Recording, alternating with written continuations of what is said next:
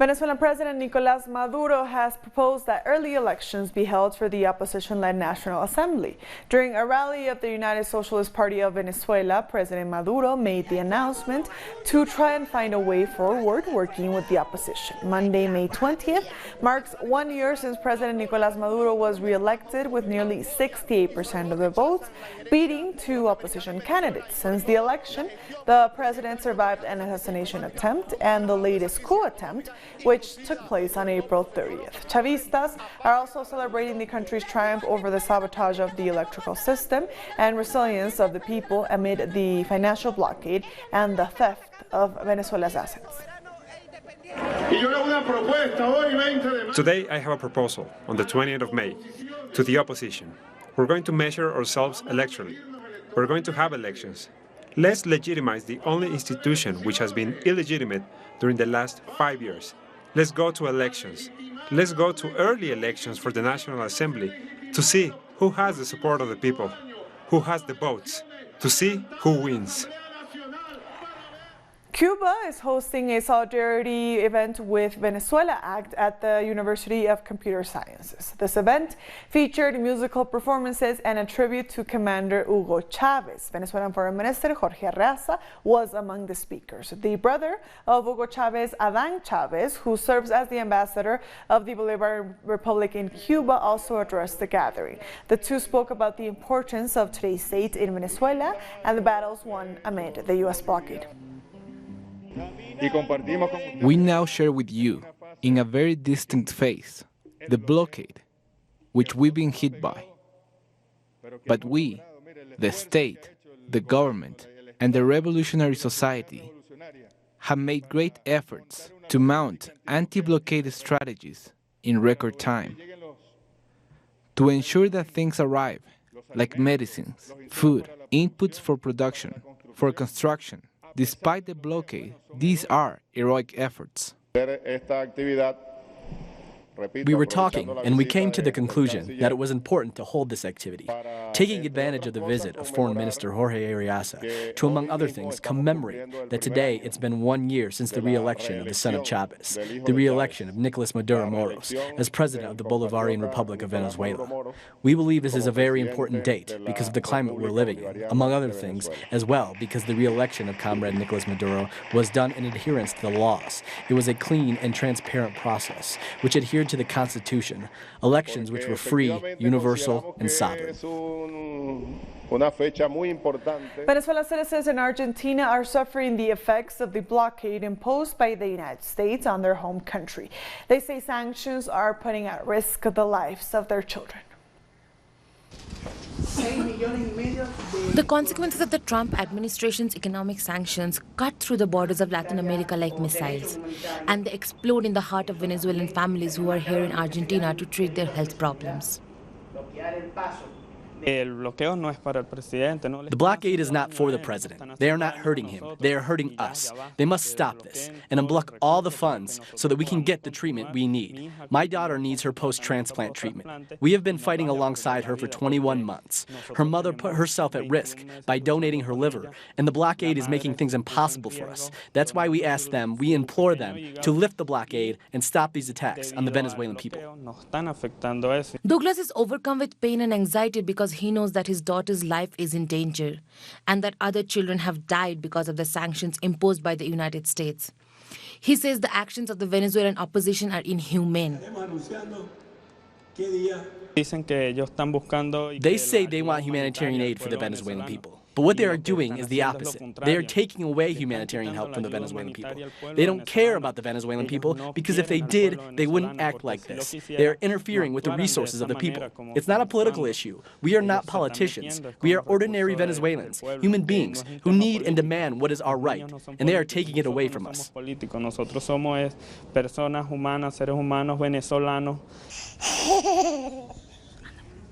Jelibeth, Isabella's mother, says that without her help from Venezuelan government, they cannot possibly afford the cost of the treatment. And they are begging the Venezuelan opposition not to make it a political issue. The children know nothing about politics. We are not involved in politics. We just want to save our children's life. We are asking them to put their hands on their heart. These are innocent children who are fighting for their lives. They are real fighters who have battled death. And we want to keep having them with us. We don't want all the efforts we have made to be in vain. The representative of Venezuela and Argentina, Juan José Valero, has blamed the government of Donald Trump and Mauricio Macri for what might happen to the children if they can't get treatment because of the blockade. It's an issue that goes beyond politics or ideology. It goes beyond the recognition of one government by another. Argentina, without realizing it, is complicit in one of the most serious crimes. This kind of crime goes directly against the human rights of these children. And this is what the United Nations classifies as crimes against humanity. And it is precisely because of those achievements of the Bolivarian revolution that the Venezuelan people will continue to resist this ferocious blockade imposed by the empire.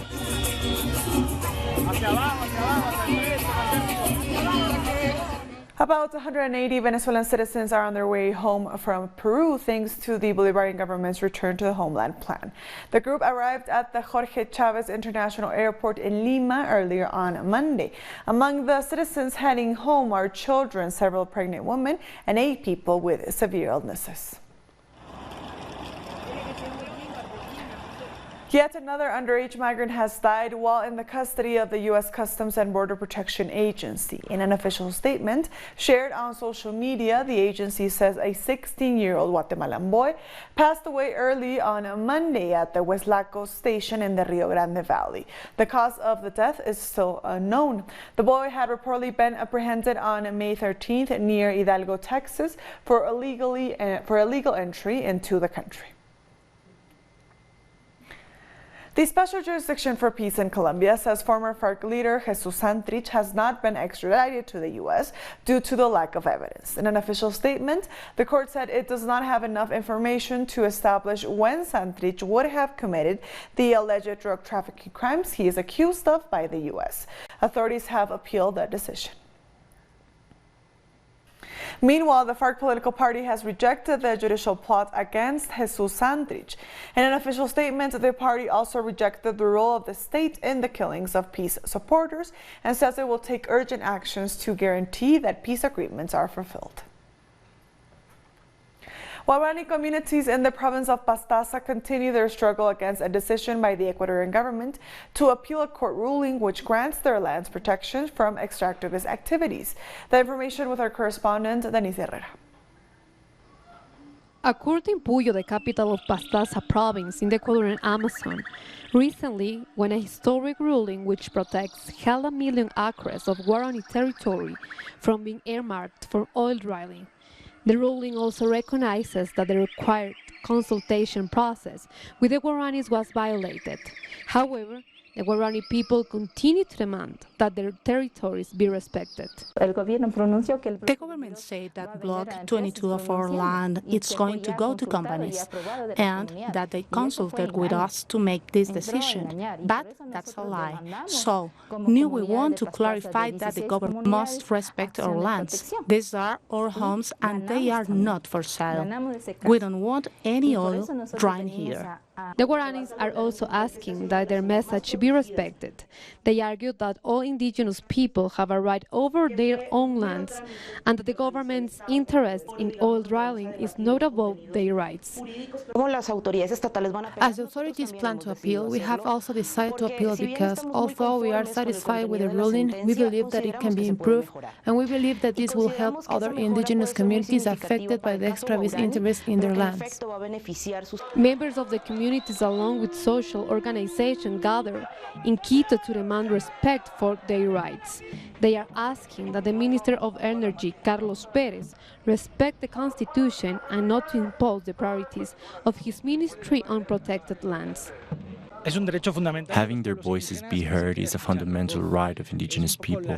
It is very sad that in this government, when people come to the doors of a ministry to present a complaint, they find them closed. They only want to explain what their fight is about.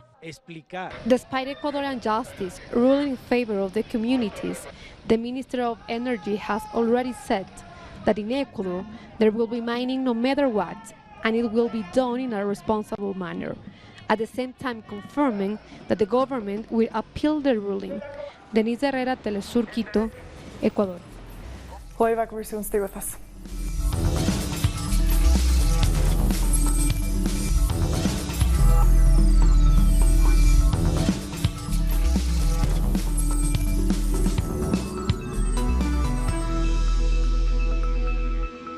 Welcome back. Left-wing parties in Latin America have been meeting at a session of the Sao Paulo Forum in Nicaragua.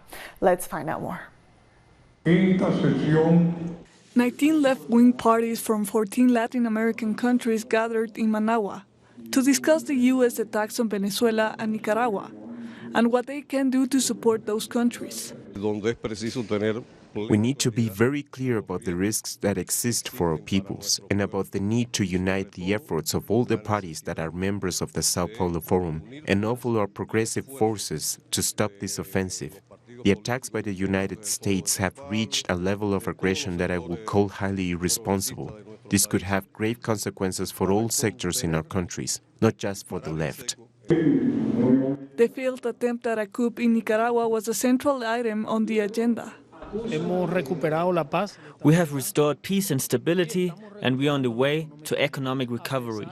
This in spite of the attacks by the empire, which include not only the attempted coup last year, but all the economic attacks, the sanctions, and the NICA Act. The United States has been attacking our country for the simple reason that we've committed the mortal sin of not being their puppets and not bowing to the interests of imperialism. The meeting is a chance to discuss the differing experiences in the struggle for democracy, experiences that will be debated more fully at the 25th meeting of the forum at the end of July in Venezuela. We know that Latin America and the Caribbean is facing a major attack by imperialism in an attempt to overthrow governments that were democratically elected and which have implemented policies of independence and social inclusion. They want to defeat the process that began in 1998 with Commander Hugo Chavez. A showing of the documentary War Against the People closed the session that gave support to the dialogue between the Nicaraguan government and the opposition Civic Alliance. We express our support for these talks which the Sandinista government is holding to promote harmony among the Nicaraguan people, and so it can press on with social changes that have improved the lives of so many Nicaraguans, reducing poverty and inequality in a way that few countries in our region have done. The meeting celebrated the figure of Augusto Sandino, known as the General of Free People, who was born on the 18th of May, 1895. Barbados has reached a staff-level agreement with the IMF after the island passed its first review from the Washington-based organization. The agreement is subject to approval by the IMF in June, after which the island would receive a $49 million disbursement. This will bring the total money borrowed under the Extended Fund Facility Program to almost $98 million. Last year, Barbados entered into a $290 million IMF deal. Barbados continues to make strong progress in implementing its ambitious and comprehensive economic reform program. International reserves, which had reached a low of $220 million, 5 or 6 weeks of import coverage at end May 2018, have more than doubled since then. And the completion of the domestic part of the debt restructuring has been very helpful in reducing economic uncertainty. And the new terms agreed with creditors have put debt on a clear downward trajectory. Well, we continue to have to stabilize our revenue. We're pretty much there with what we want. I mean, I announced in the budget a number of changes. We have to give them time to come out. We have some other structural changes. A lot of it is legislative. If you're asking for major layoffs, no. There obviously are still some that are cleaning up in some state-owned enterprises, but nowhere near what you saw last year. That is behind us. Preparations for Tuesday's general elections are underway in Malawi. President Peter Mutharika is battling to hold off two serious rivals, opposition leader Lazarus Chakwera of the long-established Malawi Congress Party and his vice president Saulus Chilima of the New United Transformation Movement. Corruption allegations and development have been the focus of the campaigns. The government in Kenya has threatened to deport foreigners found running illegal betting businesses. Its interior minister says some foreigners had applied for different business permits only to change the course when they got their licenses. He has instructed the immigration department to review foreign work permits and said anyone found to have floated the rules would be deported. Matiangi also announced that gambling companies owed the government about $260 million in taxes. The president of the Democratic Republic of Congo has appointed Silvestre Ilunga Ilunkamba as its prime minister. Ilunga's nomination was announced just an hour after the former prime minister, who served under the Kabila administration, handed in his resignation. The incoming prime minister previously served as a minister and financial advisor to the presidency since 1981. I consider my appointment to be a heavy responsibility at this crucial time in the history of our country.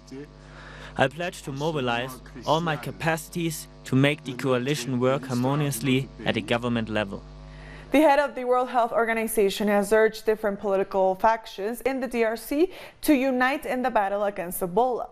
The organization has warned that the risk of the disease remains very high. Nearly 1,200 people have died since last August, when the DRC declared a 10th outbreak of Ebola in the country over the past 40 years. Efforts to roll back the outbreak have been hampered by fighting in the affected regions and attacks on medical teams.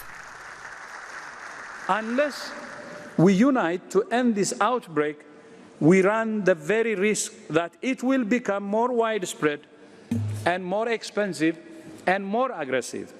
The U.S. Embassy in Uganda has announced that it is aware of reports of a U.S. pastor who is distributing an extremely dangerous substance said to be a miracle cure to people. The substance is said to actually be a solution made up from industrial bleach, with the pastor reportedly claiming that the toxic fluid eradicates cancer, HIV/AIDS, malaria, and most other diseases. The solution was being given to infants as young as 14 months old. The chief of Algeria's armed forces has called for a speedier formation of a committee to supervise long-sought presidential elections without mentioning a date for the vote.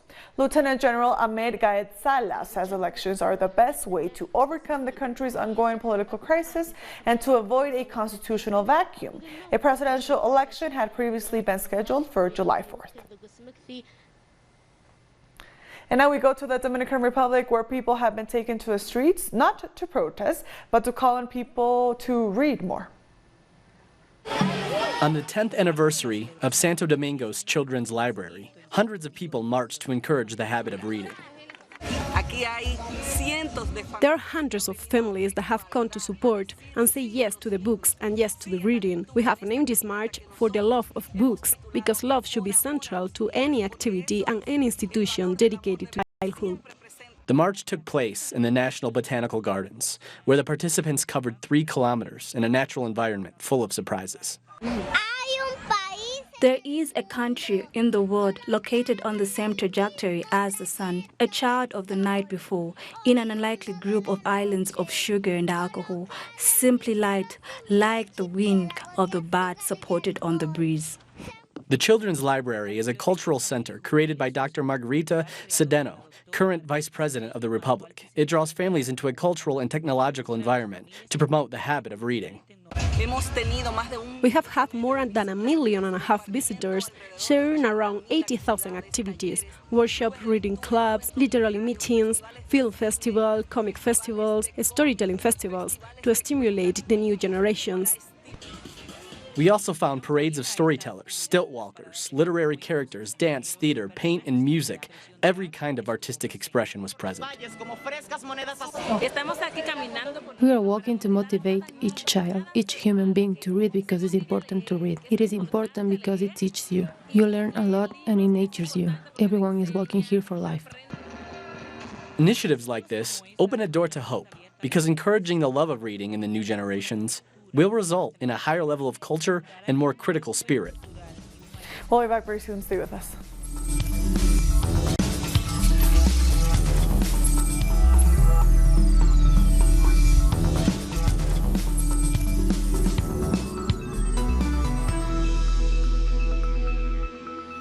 Welcome back. At least 32 people have been killed during a riot at a high-security prison in Tajikistan. Authorities say a group of Islamic State members killed 3 guards before releasing fellow IS convicts and turning on other prisoners. Guards then opened fire, killing 29 prisoners dead. The facility holds 1,500 prisoners. Dozens of concerned relatives have gathered outside the prison, waiting for any news. 47 migrants who have been stranded on the Mediterranean Sea for days have disembarked on the Italian island of Lampedusa, despite threats from Interior Minister Matteo Salvini. In a televised speech earlier on, Salvini had vowed to make sure that the ship operated by German charity organization Sea-Watch does not dock in any of their ports. However, a magistrate gave an order to the port and immigration authorities to allow the migrants to disembark. The Palestinian Authority has said the U.S. government did not consult them regarding a U.S.-led conference in Bahrain next month designed to encourage investment in the West Bank and the Gaza Strip. The White House announced the conference on Sunday. They said the conference is part of President Donald Trump's so-called deal of the century. The PA have, however, said any solution that does not address Palestinian people's core demands for an end to Israel's occupation will not work.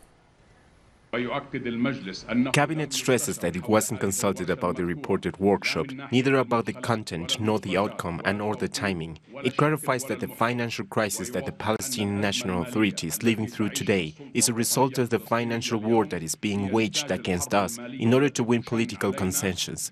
We do not submit to blackmail and we don't trade our political rights for money. On Saturday, the 64th edition of the Eurovision Festival was held in Israel with the participation of guest artists such as Madonna. At the same time, an event called Global Vision was held to oppose the fact that Israel was the headquarters of Eurovision 2019 and show solidarity with the Palestinian people. From the United Kingdom, Pablo Navarrete with the details. Europe, are you ready? This Saturday in Tel Aviv, Israel, the 64th edition of the Eurovision Song Contest took place amidst controversy. Despite calls for a boycott of the event by Palestinian civil society, different European countries sent competitors, and Madonna was reportedly paid $1 million to perform. But another event, Global Vision, was held in parallel to Eurovision, with the aim of denouncing Israel's occupation of Palestinian territories. Taking place in the cities of Bethlehem and Haifa, events also took place in Ireland and London as well. So Global Vision is a way of saying, don't be complicit, don't be part of Eurovision. Here's an opportunity to come, have a good evening, listen to some fantastic music, listen to some artists who are putting principles first, but at the same time make a political point that we will not be complicit with what Israel is doing. From a special studio in London, music was live broadcast on the internet for 4 hours on Saturday night, while Eurovision was airing on TV. And the concert in London was attended by around 500 people and featured Palestinian and British artists. The British musician Brian Eno was a high-profile supporter of Global Vision and responded to the accusations by the Israeli government and others who have denounced what they say is a politicization of a cultural event such as Eurovision. I would rather live in a world where culture wasn't being used as a weapon, but the fact is we are in that world. It is being used as a weapon. And quite consciously by the Israelis, I think. So I think it's quite hypocritical of them to say, oh, don't use culture as a weapon. You know, it's not a coincidence that they're paying artists $1 million for a show. Global Vision's organisers say that more than 40,000 people watched their live stream broadcast on Saturday, with more than 50 artists contributing songs for the project. There was even a Global Vision event in Bethlehem's Aida refugee camp, the most tear gas placed on earth, where 2/3 of residents are under the age of 18. With the success of Global Vision, it has once again been shown how culture plays a role in the resistance to Israel's occupation and its attacks against the Palestinian people. Pablo Navarrete, Telesur, London. And with that story, we've come to the end of this news brief. These and other stories, as always, find them on our website at telesurenglish.net. And also join us on social media. We are on Facebook, on Twitter, and on Instagram. For Telesur English, I am Estefania Bravo. Thank you for watching.